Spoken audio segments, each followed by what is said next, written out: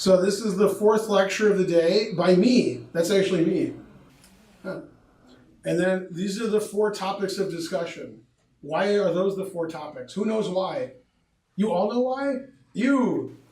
Because they're the last 4 in the Belize World Cup. Yeah, in the World Cup, right. In the other Georgia.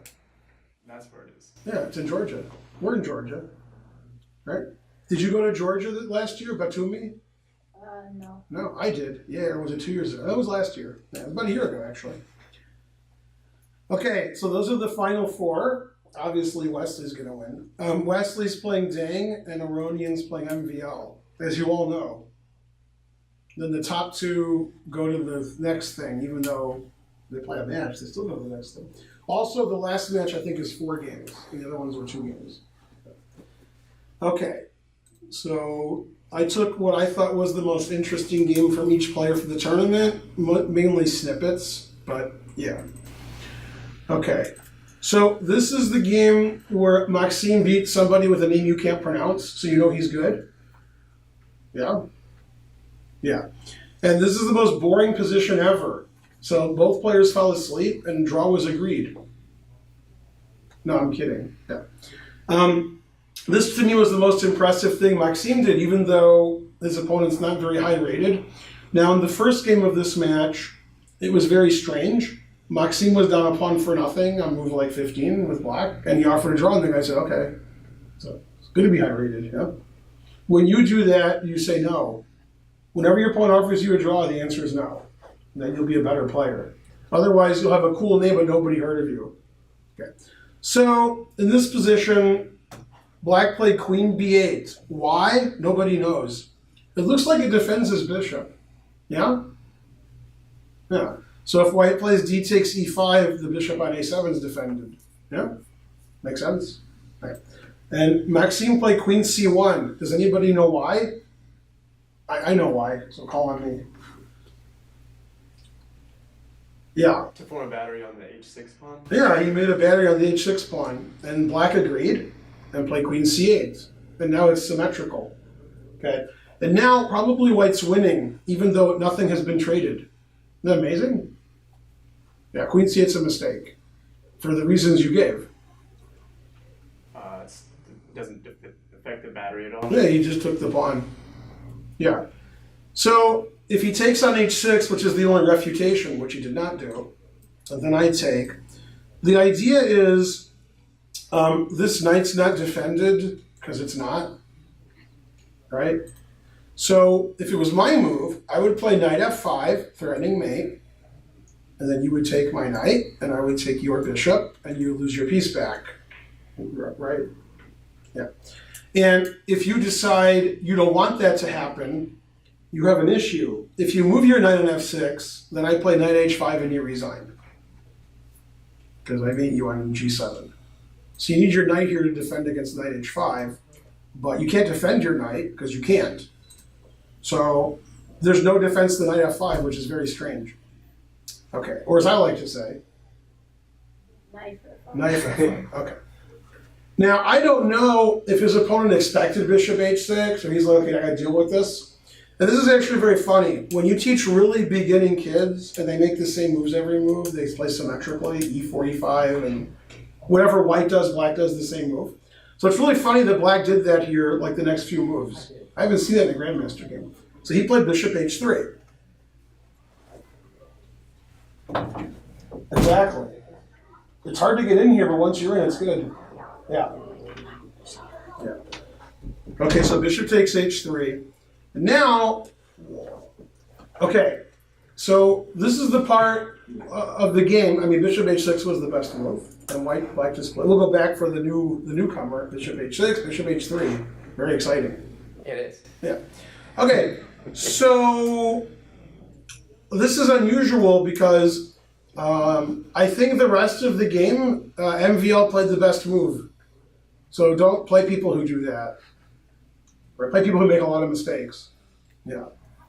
So this requires a lot of calculation and a lot of understanding.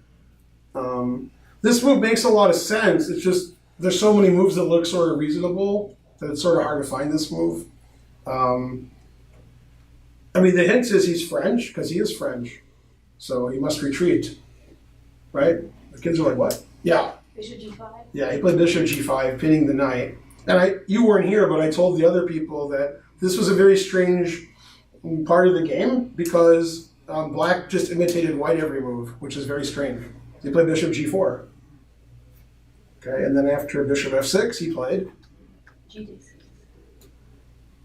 How does that imitate him? Yeah, bishop F3. Right, yeah. No, it's funny. Yeah, very interesting position.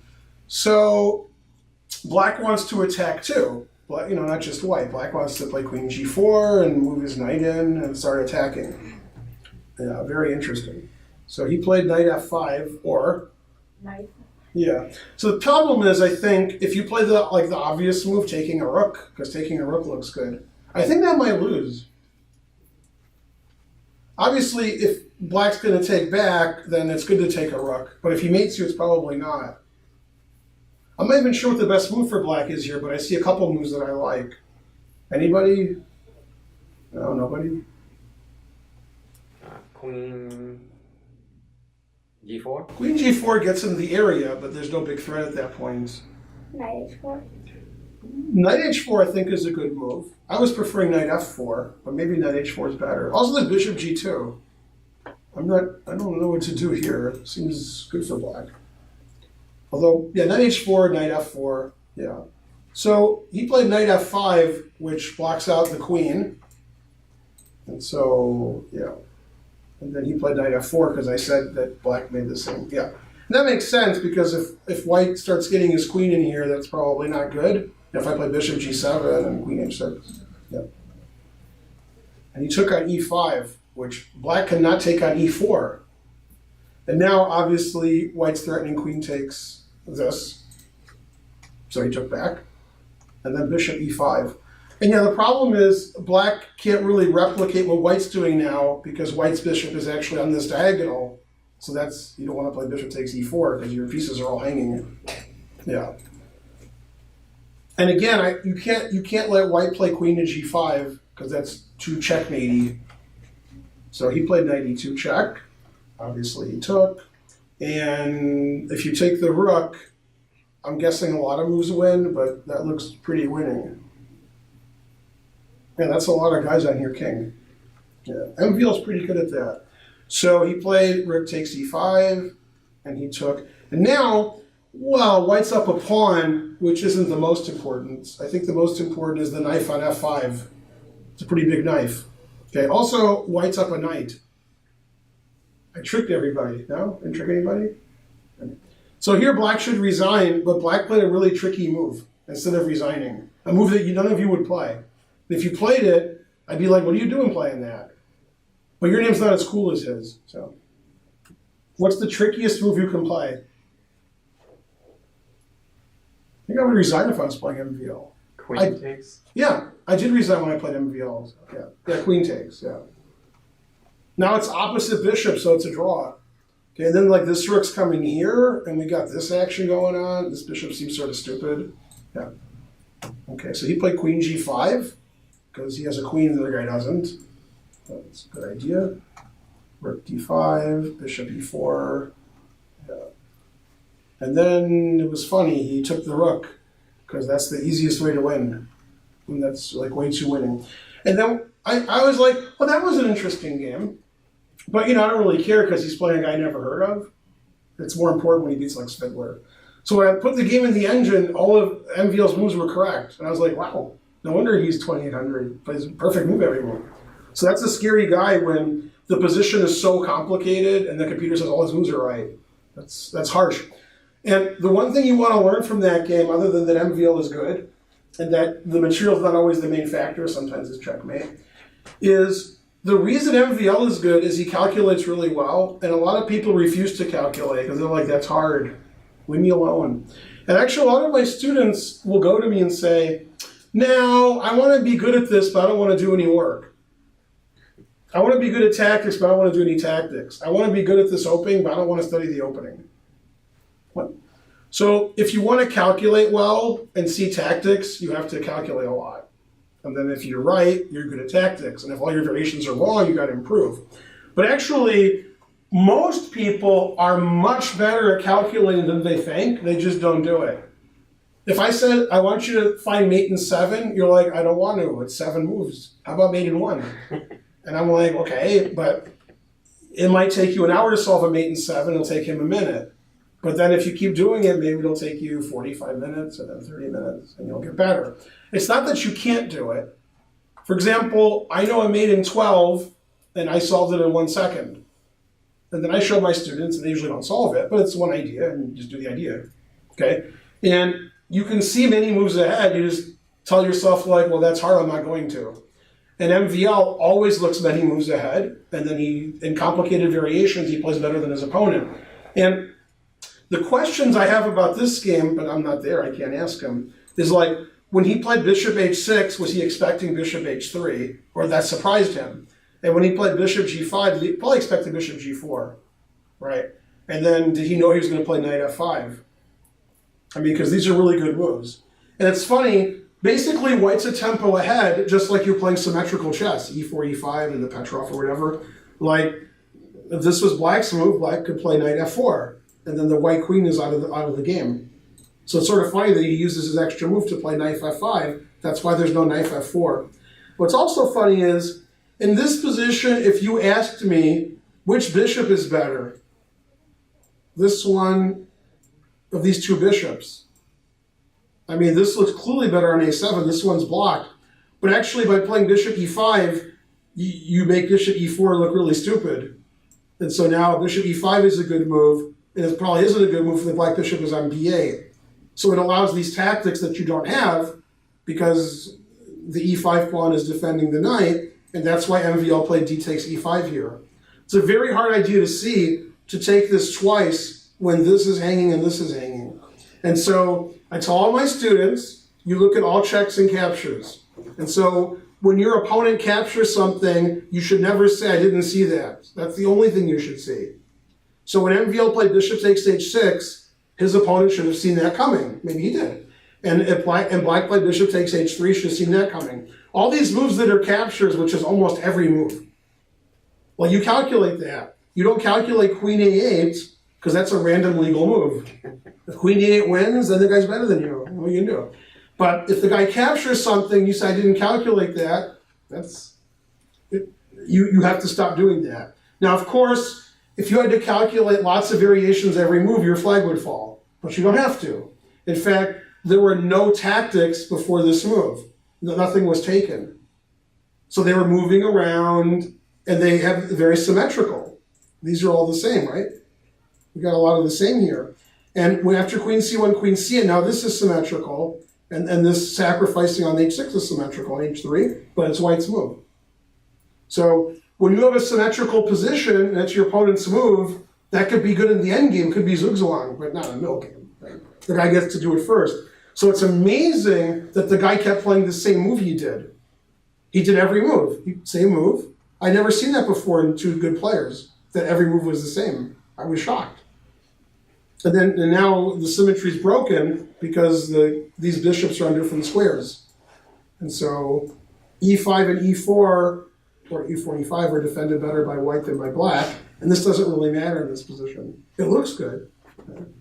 So somehow MVL's still in it, the other guy you never heard of.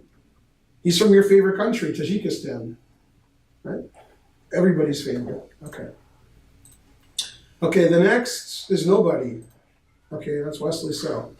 Okay, now this is a funny game. Matthias Blubaum, he's one of the top players in Germany, maybe number 3, something like that. And he's very young. I think he's 20 or something. Now, this game is a special game because this was a playoffs. They drew their first 2 games. And in the third game, Wesley won with black. So now Matthias had to win with black to tie it up. So Wesley needs a draw and he moves on. And as you all know from watching the World Cup, there's a player who's not good at drawing when he needs to draw. Anybody? No, nothing? His name is Fedoseev.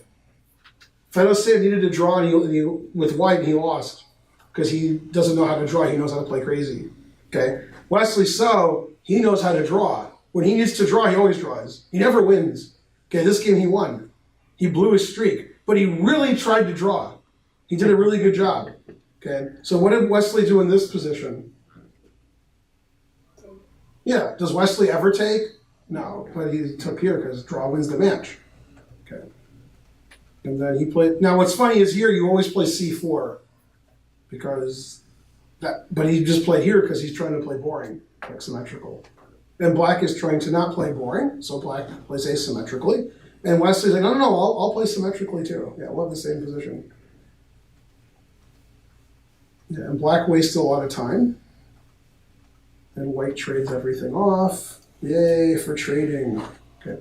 And bishop g3 was really interesting because it looks like you're really weakening white's pawn structure on the king side. But actually, the weakness this creates is the e3 square because the pawn's not defending it. And black already did that by playing f6. Never play f6. And white has the e file. So this is just advantageous to white. And also white's king is safer when he goes to the h file because all his pawns are here. So that pawn structure is fine. Okay, queen d6, g4. Yeah. And I'm sure this is about equal. Although I do like white's pawn on g4 because normally in chess, when you play g4, it's very weakening because your g2 pawn is gone. But if you have two g pawns, now you can play g4 very safely because your king is still protected. Don't really need an f pawn here because rook's on e1. And so this knight can't really, these pieces aren't, they're not really going anywhere. Rook e8. Rook e3, trade all the rooks out of the e file, agree to a draw. Probably not what black wants now. Okay. So he played h5 because you got to mix it up. Yeah. And the problem is, I think Wesley is sort of like me in the fact that he wants to play boring and win in 1,000 moves and have no tactics. And then when you break out of that and make the game interesting, he calculates better than you and beats you. So that's the difference between me and Wesley is I like to play boring, but then when it gets interesting, I don't play as well, and he plays even better. And I think if Wesley had to win, he would play some crazy chess and be good at it. But I mean, this is a match format, so if you don't lose the match. So he'll just win occasionally and then doesn't lose. And h5 obviously isn't the move that black would play if he wanted to draw, but he has to win. So he's got to mix it up, play something interesting. And h5 is very weakening. h5 is a dangerous move because you move a pawn in front of your king, you undefend your bishop, and you undouble white's pawns if he wants. Okay, so knight h4 is a good move. And now, since this is the most advanced of my 4 classes today, what is white threatening? If it was white's turn to move, what would he do? Rook takes e7. Yeah, and then black would incredibly resign. He'd say, I resign a lot. Yeah. Lose all his pieces. Yeah. And knight h4 is brought to you by the move h5. If only, Simon Williams was watching, he'd be like, h5, yay. After knight h4, he'd be like, oh. Yeah. So now and again, if you don't see the tactics, that's okay. But you know they're there because these are attacked. So there's a tactic somewhere. It's hard to do tactics when nothing's attacked. When everything's attacked, it's a lot easier. Well, this is attacked, this is attacked, this is attacked. There's a tactic somewhere. How many of white's pieces are attacked? Interesting. Yeah, no tactics. Yeah. Okay, well, obviously black sees rook takes e7. So he plays queen f4 because he's tricky. Now rook takes e7, that's nothing to sneeze at. Exactly. You play rook takes e7, you lose your queen. Now, he's meeting the tricky tactics with tricky tactics. Probably would make more sense, if possible, to just defend his bishop or move it, but this is much trickier. Okay, that doesn't work. Okay. Rook e1, Paul Morphy style. The rook on a1 is ridiculous, you go to e1. Okay, now, let's see if you guys are better than me. Probably, because I couldn't get it. Black played a move, and I was like, okay. And I said, I wonder what Wesley would do against this move. And I couldn't figure it out, so I asked the engine, and I was like, oh. So obviously the players saw it, but they're better than me. I'm an old man, I'm confused. The obvious move is h takes g4. That's why black played h5 and queen f4. And I didn't know what white was going to do against that. Because if you take my knight, I take your queen. If you take my bishop, I could just take back because it's still pinned. So I was like, I don't know, take the pawn. He played h5. What's the best move for white, giving him a very large advantage according to the engine? Very large. It's not the first move you would think of. It's actually very strange.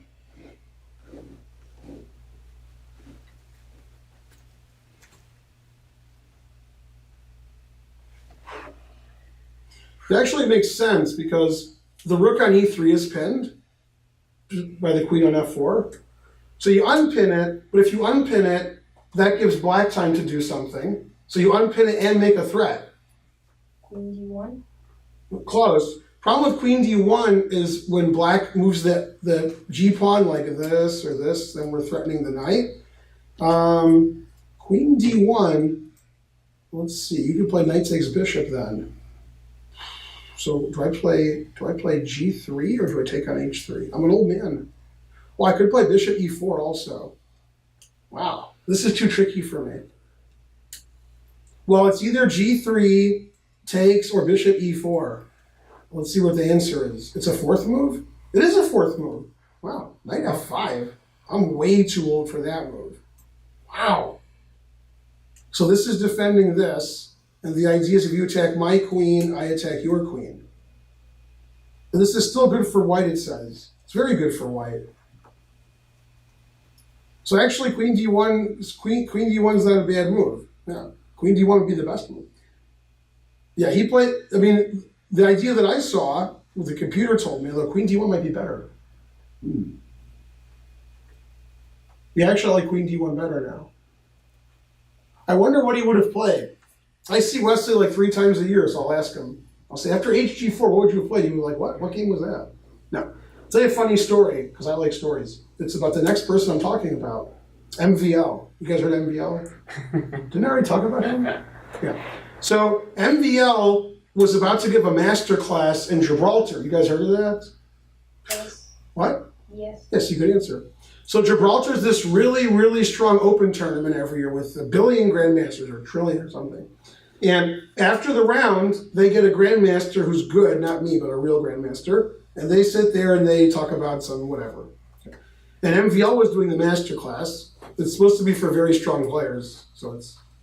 Anyway, he's about to start, and the guy who introduces him as the organizer of the tournament, who happens to be a grandmaster, Stuart Conquest. He's a grandmaster like I am, so he's an organizer. Anyway, he says, you know, Maxime, last year, you played this really amazing game in the last round.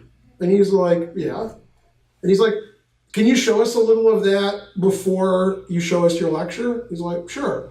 And he shows the whole game and has all kinds of notes from his head. He's like, and this is the variations I was thinking. It was a year ago and you just told. Oh yeah. And then I was thinking this line and this line. And I was like, wow. He didn't prepare anything, but he knew the game with all the notes from a year ago. Then he says, okay, let's get to the stuff I prepared. So I'll ask Wesley about this. He'll say, oh yeah, I remember. Because he will. And queen f2 is the other good move. Now we have a lot of threats, right? So you take, and then this is tough over here. Yeah, the truth hurts. Yeah.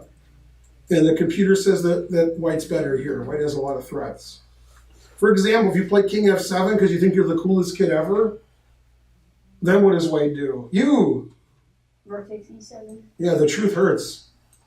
Yeah, and then all your pieces go away. Okay. Tough class. Okay, so queen f2 would probably be winning and queen d1's probably winning. So he didn't do that. That's why he's high rated. Okay. So he played queen g5, which is a horrible blunder. Maybe he was losing anyway. What's funny is queen g5 makes the most obvious move the best one. Very weird. Like, what's the most obvious move with no calculation after queen g5? Knight f3. Knight f3, your knight's attacked, you move it away. Maybe he was expecting knight takes bishop or knight f5. Yeah. But yeah, knight f3, and that's it, because the knight defends the queen. Now, I said this in another lecture, I don't know if it was here. There was a player in Michigan you've never heard of named Paul Pochel, And he was top 10 in Michigan for at least 40 years, maybe 50 years, maybe. And he was always 2,300 and change. When I was a little kid, when I was an adult, doesn't matter. And he died about 2 months ago, maybe 3 months ago. Anyway, he played the 1949 U.S. Championship. So he's played for a long time. But anyway, he was in the Michigan Chess Hall of Fame. And they have a ceremony every other year. I was inducted a couple of years ago. And he gave a speech, and he said, my favorite player was Capablanca. I always wondered why he was so good. So I studied his games. And he says, I found out why. He said, all his moves that were good always did two things. If you can do two things, you beat everybody. Most people's move to do one thing at most. So he would, now of course that's all crazy babble, but that crazy babble could be true. Okay, that's actually what this does. This move saves the knight, attacks the black queen, and defends your queen. That's a pretty good move. And that, I mean, after that you resign because your knight's hanging. The queen's defended. This doesn't pin the queen anymore. You're just losing a knight.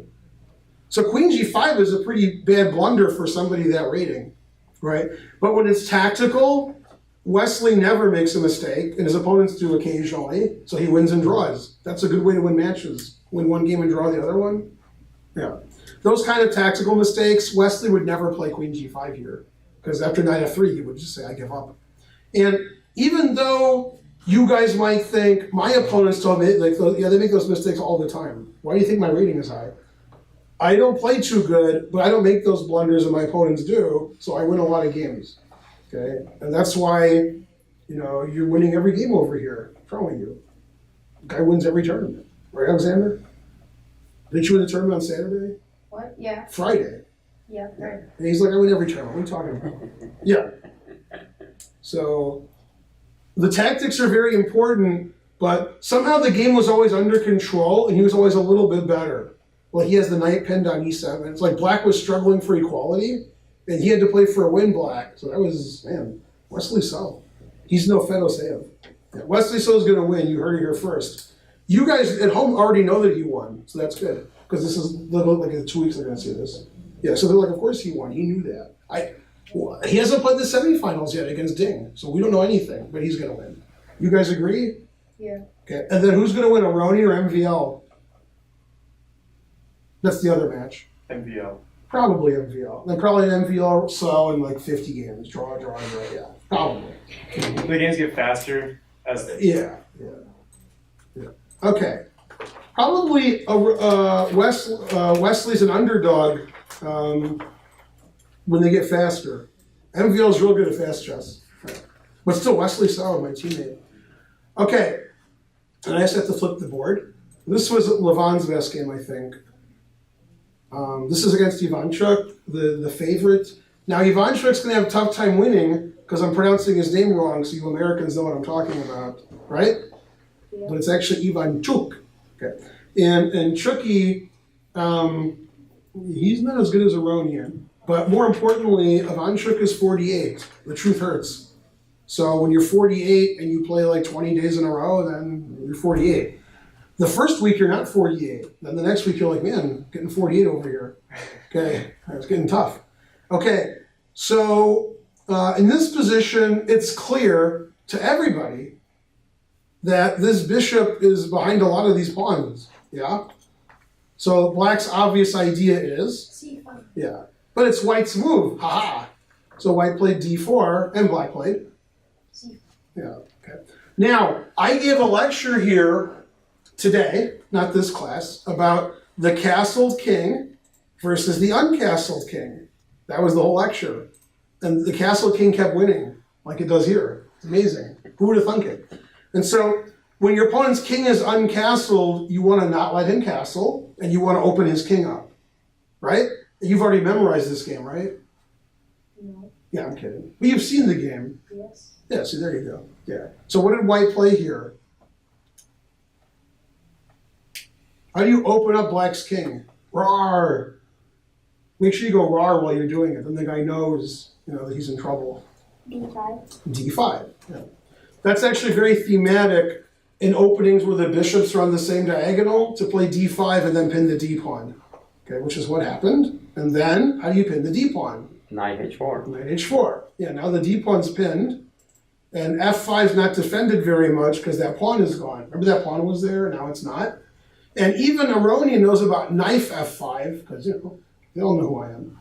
And now the D pawn is attacked. So white has an initiative, and we've opened up the file to the king. So d5 is a normal kind of pawn sacrifice. Okay. Knight f6, defending the pawn a million ways, right? Okay. Rook d1, pinning the pawn. g6. Now g6 has two ideas. Obviously he wants to play bishop g7, but he wants to stop knight f5. So g6 makes sense.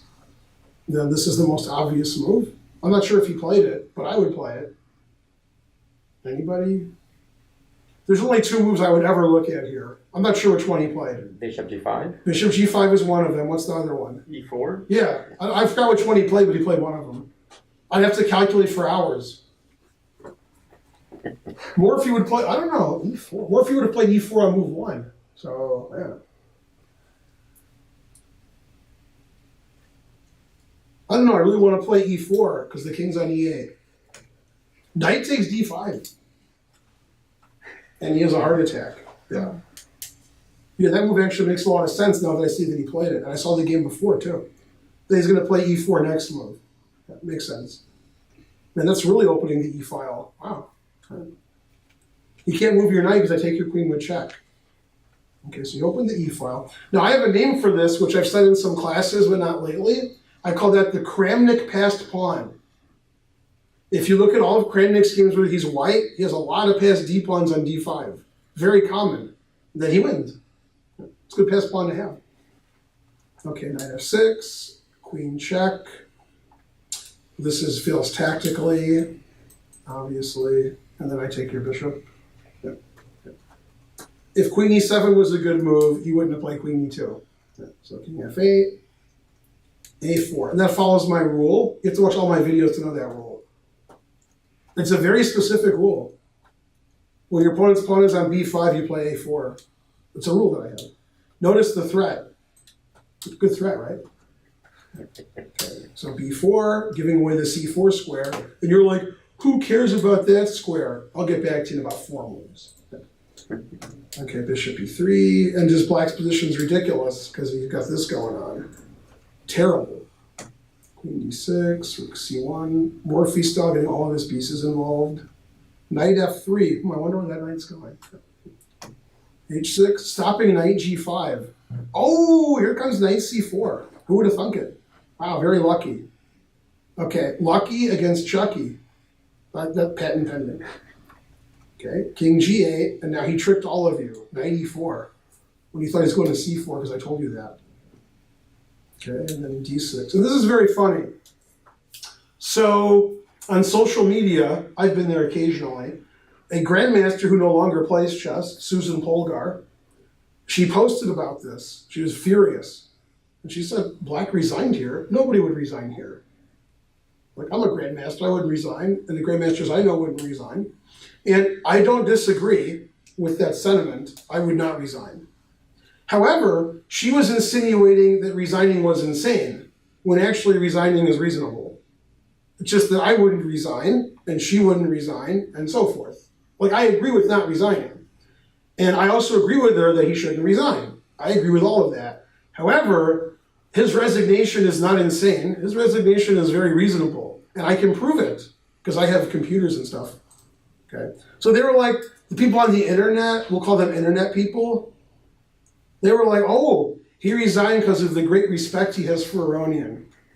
Nobody resigns because of who their opponent is, okay? So if we turn on the default kibitzer, you'll notice black's game is really, really bad, right?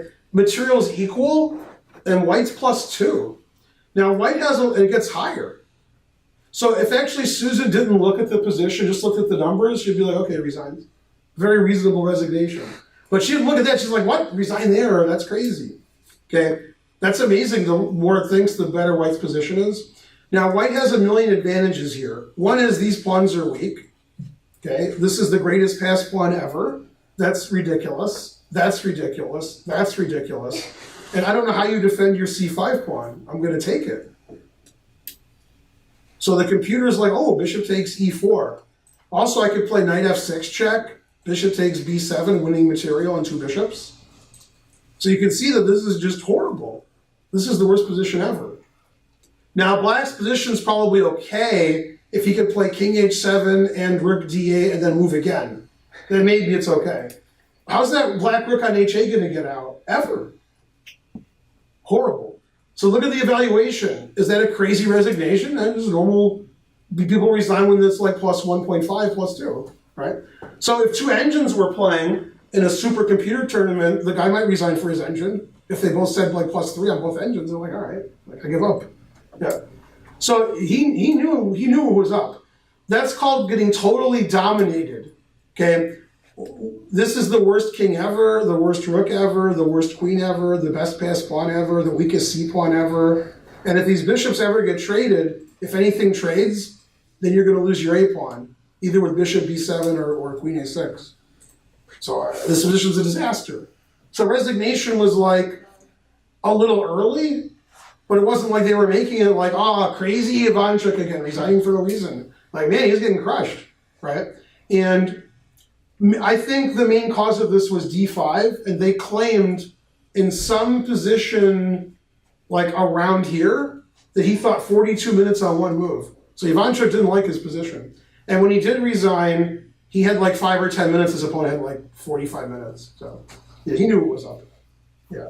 And sometimes people do resign when they shouldn't, and the computer says like +1, but here it says +2.7. So yeah. So that was a very good game by Aronian because he's just like winning by force. He's just playing forcefully. And usually, if you want to beat a 27, 2800, you have to maneuver around better than they do for a long time and trick them, not just do this and then, okay, I resign. You're too strong. Yeah. And that's what happened because in the starting position we looked at, black had all of this going on, and he played on the queen side. He played, all his moves were on the queen side, and white had already castled, and then he didn't move his king side pieces, he played c5. So now, if you want to punish your opponent, you have to punish them, not just trade and have an equal position. You got to play d5, knight h4, and play very aggressively. And Aronian realized that, he has the white pieces. So very good game for Aronian. Probably his best game. Okay. And then, yeah, this was nice. So Ding Liren, no, nothing. And 2 years ago, Ding Liren played in the Sinquefield Cup. Hooray. Well, that might have been last year, which would be 2 Sinquefield Cups ago, so I'm right either way. And he did okay. Lost a really big into Nakamura. This tournament, he's been breezing along. 1.5, 2 in the playoffs. Yeah, no, not a big problem. Now, Santosh, Vidit, you've never heard of, but he's 2700 FIDE, so you probably should have heard of him. And he's the latest Indian 2700. And he posted on Facebook, I had a good game in the first game, rawr, I was better, and then he drew. Okay.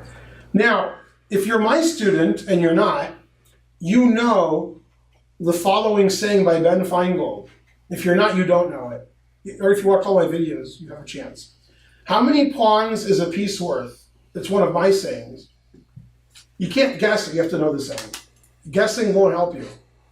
I'm not even kidding, you can't guess. It's impossible. How many pawns is a piece worth?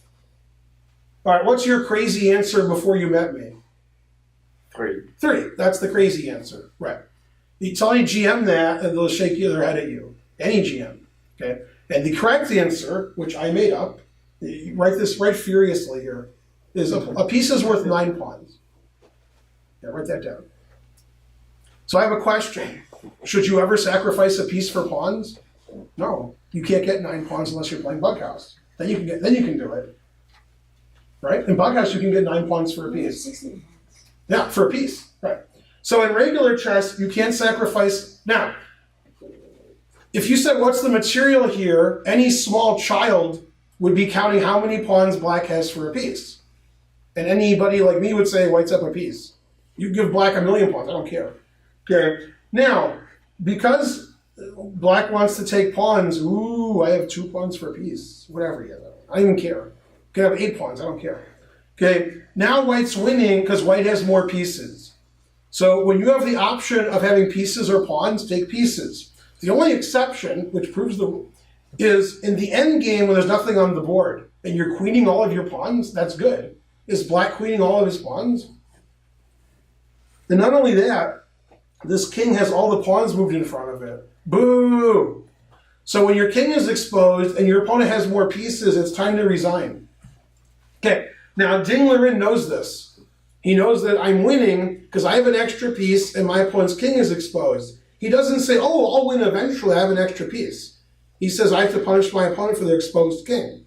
Okay, so he played the most brilliant move that he played on this move. Other moves may have been more brilliant. 96. 96 check. Yeah. He's like, I'm going to checkmate my opponent. Then the match is over. A good idea, right? Yeah. And he calculated accurately, unlike some people. Me. Okay. And the guy's like, hey, I'm not down a piece anymore. Okay. And whenever you move pawns in front of your king, that's bad. Okay, so check. And you have to play. King F8. King F8. That way, if you checked, you go back to E8, which is what he did. And he played Rook E8. Queen B4. Queen B4 looks like a reasonable move. I wouldn't quibble with that. And after King F7, I don't know. I'm old. I'm an old man, I'm confused. If it was MVL, you would have gotten it by now. Queen H7? Or H7. No, then I take your rook, and you'll never meet me. Rook C7. Rook C7, always retreat. Now we're threatening mate. That's good. Yeah. So by sacrificing a piece, he set up unstoppable mate on the 7th rank. And that's typical for a world's top player. And one thing I tell my students a lot, when they're winning, they got to put their foot on the throat. Kids want to hear that. Okay? So do their parents. So if you're winning and the computer says you're +2 or you're +3, and you're like, oh, I'm winning, yay. Now I'll do nothing the rest of the game. I'll think I come back into the game. When you're winning, sometimes you can be more winning by playing the accurate move, and the game ends in 2 moves instead of in 30. If the game ends in 30 moves, that gives you 30 more chances to make a terrible move. If the game ends in 2 moves, the guy resigned. So Ding Liren would have won if he didn't play 96, but if he got into time trouble, blundered, traded queens, I don't know, the game would have gone on forever. Now the game doesn't go on at all. Yeah. Now he played Queen A3 because after Rook G7 and or Rook H7, you can block on E7. Wow, that guy's good. F7. Rook F7, everything's with check. Yeah. Man, what an insult playing on so long against Ding Liren. I've never been so mad. Okay, now he didn't play it anymore. Yeah. So that was, well, that wasn't Ding's best game, but I like the way he just finished the guy off immediately instead of... Ding's best games were probably both like 60 moves long where nothing happened ever, and he slowly got better. His opponent's like, man, I'm tired here, come on. Yeah, that was very, yeah, it took forever. And people pointed out the last 4 players in the World Cup that 3 of them were the #1 in their group, and then Ding, who's like number 11 in the world. So now, who are the top players out that you're shocked at? #1's easy. Carlsen. Yeah. Who's #2? Could argue. Nakamura. Corona. Who? Corona. Yeah, Caruana and Kramnik are better than Nakamura. But yeah, those are all. Nakamura's good at 25-minute and 5-minute. So when it gets 1-1, yeah. Now I've been doing something which will make all of you very mad at home. They're going to be really mad now because when they go to my channel, they're like, you hate Carlsen and you love so, you're crazy, raw. Okay, signed anonymous. Anyway, I want to point out for the Carlsen fans, because I like to bash them because Carlsen never wins a tournament ever. Right? You guys are high rated. When's the last time Carlsen won a tournament? Hey, a cricket just walked in. Didn't he win one of the Grand Chess Tour tournaments last year? Paris or something? Yeah, I said slow tournament. Yeah. No, he won the Blitz and he wins the Rapid. Yeah. Slow rated tournament, it was 15 months ago. Solid. He might go another 15 months. And the World Championship match was 6-6. Then he won the Rapid. He's good at Rapid. He's good at Blitz. He's really good at Rapid and Blitz. He's much better than Wesley at either one, I think. Although I think Wesley won one of the Rapids. It's weird. Anyway, at slow chess, he ain't doing nothing. His rating just goes down. right? It goes down. Okay, now in this tournament, here's what I like to do. Imagine it's the NCAA tournament, and you're trying to pick your bracket. I do the reverse bracket because it's funnier. I find the team that lost every match to the team that lost every match. So I find the team that lost in the final, and the team that they beat lost to them, and I do it until I get the team that lost to everybody who lost. I do the reverse bracket. Carlsen is killing it in the reverse bracket. Carlsen lost to Boo, right? And Boo lost to, don't remember? Svidler. He lost to Svidler 2-0. And Svidler lost to MVL. Everybody lost who beat Carlsen. Then they lost. Then the person who beat that guy lost. So now that means if it continues, which makes him like the worst player in the tournament, that means that MVL has to lose to Aronian, which is possible, and then Aronian loses in the final. If that happens, the person who beat Carlsen lost the next match, who then lost the next match, who then lost, nobody, So I figure if you lost in round 1 and everybody lost, that you're the worst. He lost in round 3, but then nobody who beat him or beat those guys won. They all lost. So very suspicious. Okay.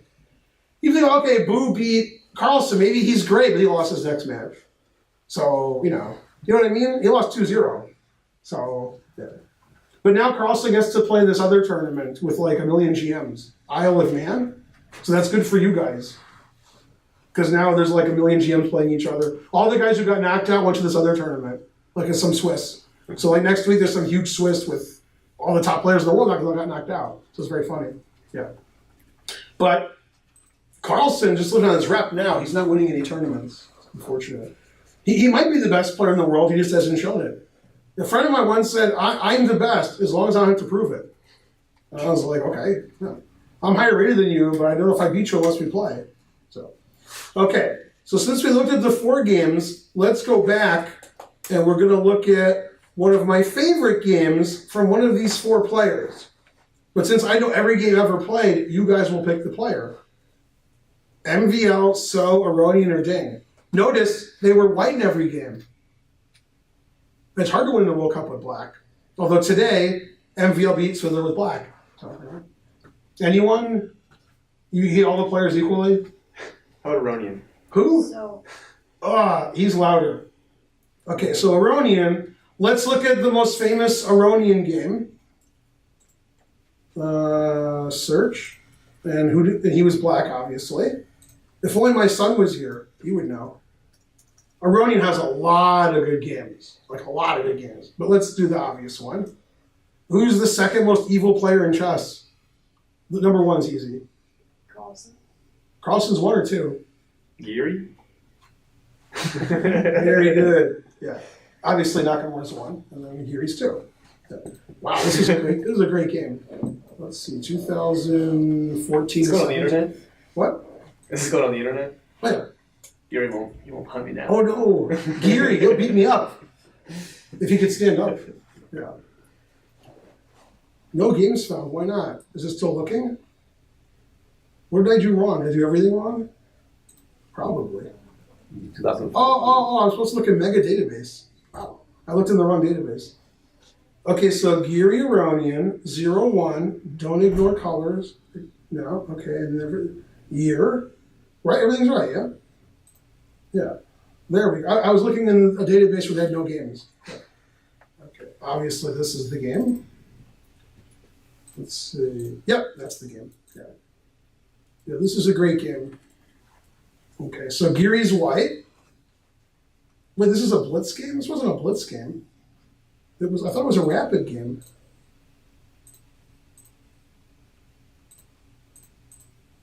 Oh, this isn't even or is this the right game? Yeah, I'm getting confused. This isn't the game. Yeah. Well, wait, if it didn't find the other game? What am I doing wrong? Was it before 2014? Might have been. Oh, wow, it was before 2014. My bad. Which game is it? It's not E4, E5. Man, Aronian beat Giri with black a lot. I thought Giri draws all those games. Is this the game? No. Is this the game? Ooh, there's a lot of notes to this game. I'm guessing this is the game. Yeah, okay, he wrote 100,000 notes in this game, so this has to be the game. Yeah. You guys all know this game, right? They don't know, I'm kidding. You can say no, that's okay. Okay, so Aronian's black. Yeah, this is, wow, it's 2012? I remember stuff from that long ago. Wow. Okay, so boring. So who's happy? Giri. All right. Yeah, still boring. Slightly less boring now. Ooh, there's knights all over the place. Knight G5. Now I have a question. Is that more an Aronian style or Giri style? Aronian. No, the correct answer was Gangnam style, but thanks for playing. Yeah, that's not a Giri type of move, so you can't do that against a warrior. Takes, bishop d7. So black's up a pawn, and black has a very suspicious pawn structure. So that's the compensation. Rook takes f3. That's an Aronian move for sure. And which Armenian grandmaster was known for the positional exchange sacrifice? Santosh. Yeah, see, and Aronian, also Armenian. Yeah. Bishop d6. Hey, he could straighten his pawns out. That would be good. Queen e4. Yeah, there's too many notes in this game. Bishop c6. Yeah. The difference between you guys and Aronian, there's only one. When the top players sacrifice material, a lot of times they just have long-term compensation. Like, I'll win eventually. You guys are like, does this win? No? Okay. No. I don't want to be down in exchange. Yeah, he's down in exchange, but he's got an extra pawn. These are the worst rooks ever. Double pawns, isolated pawn, open king. Beautiful bishop. He's like, yeah, that's enough. Rooks come in here. You know, yeah, I'll win eventually. Okay, knight e4, h6, defending his pawn. Attacking the d pawn. Yeah, and he just has good long-term compensation because white can't do anything. Oh, here comes the knight to h4. Oh, he stops it. Desperation. That's a funny term. I mean, if the knight goes here, that's not good. It's good for black. So he plays h4. Now you can't take on g5 because that's risky, right? f4 takes. Roar! Coming from all angles. Hey guys, rooks are better than knights and bishops, right? No. Yeah, those rooks, terrible. Bishop e8, Dutch style, right? Bishop e8 to h5. You guys ever seen that? No? You have now. Knight c3, queen back to e7. He's in no hurry. Now he retreats every move. Must be MVL. Dang. And then white castled. And now Giri resigned because he was set up for the next game. Yeah, there's a great move coming. That's how I know this game is from the great move. Man, bishop g6 was good. He's going to line up his queen and bishop. a4, that's good move. Rook d8. You know why he played rook d8?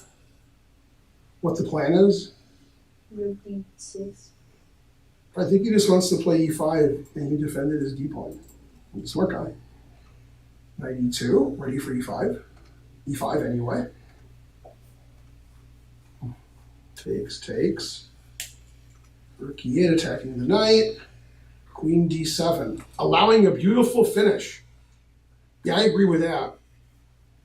So obviously, white's losing. White's king is very suspicious. Black has a passed pawn on c4. White's rooks are the worst. Black's knight on f3 and bishop on f5 are the best. The rook on e8 is the best. But now this is why this game is famous, because of the next move. It's the move you would all play.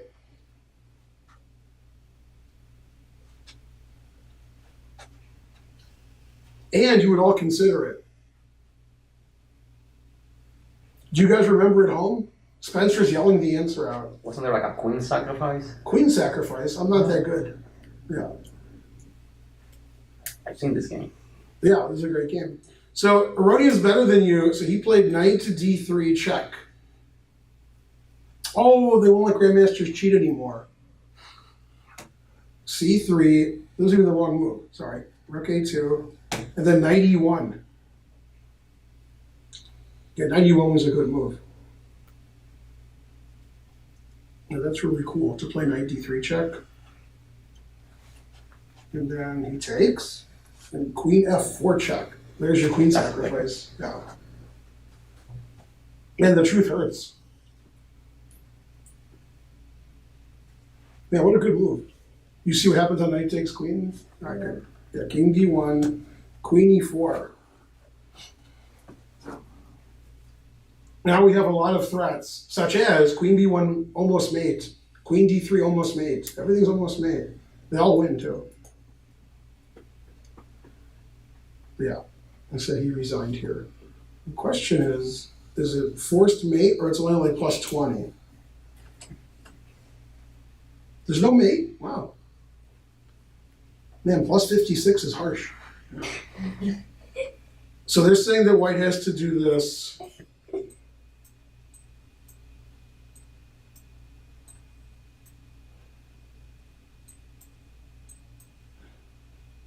Man, that's not good. Wow. You're gonna lose something here. Yeah. Yeah, that's my favorite Levon game. He beat Nakamura a couple of nice games also, but I can only beat a little bit of evil at a time. Yeah, so c3, knight e1, and then queen check, and then queen e4. Wow. You want to play that guy? If he didn't take the knight, did he have any other options? Yeah, well, the computer says this is the best. Stopping knight d3, sort of. Sort of. And then it says, after this, I'm plus 6.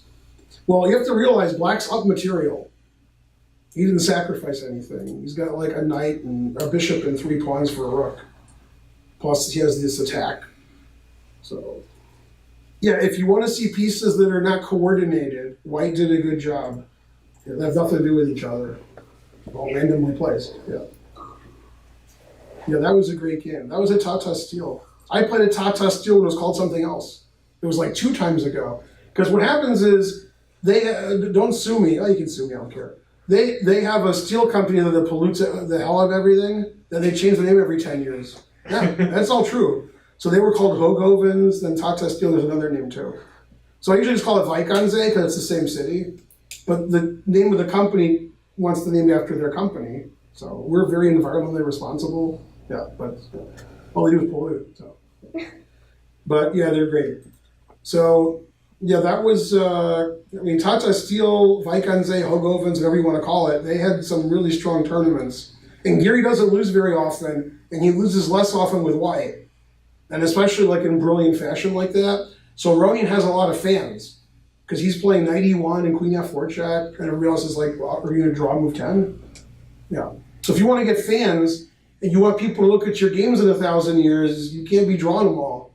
You can't be like, yeah, I drew a guy 50 points higher than me. Nobody cares about that. They want to see this, right? If you want to see Giri win the games like this, too bad. You can see lots of draws. Then you'll be very impressed. And the reason we make fun of Giri, other than obvious reasons, is he played in the candidates tournament a few years ago and had 14 draws in 14 games. So if you want to make fun of somebody, he's a good choice, right? Yeah. Can you see Aronian doing that? Come on, man. Right? Horrible. Yeah. Before this game, I only played Giri once, and I won a good game against him. Oh, man. Nice. Man, Aronian was 2,800 5 years ago. Man, the truth hurts. Wow. Yeah. Okay, so based on that, you all think Aronian is going to beat MVL? No.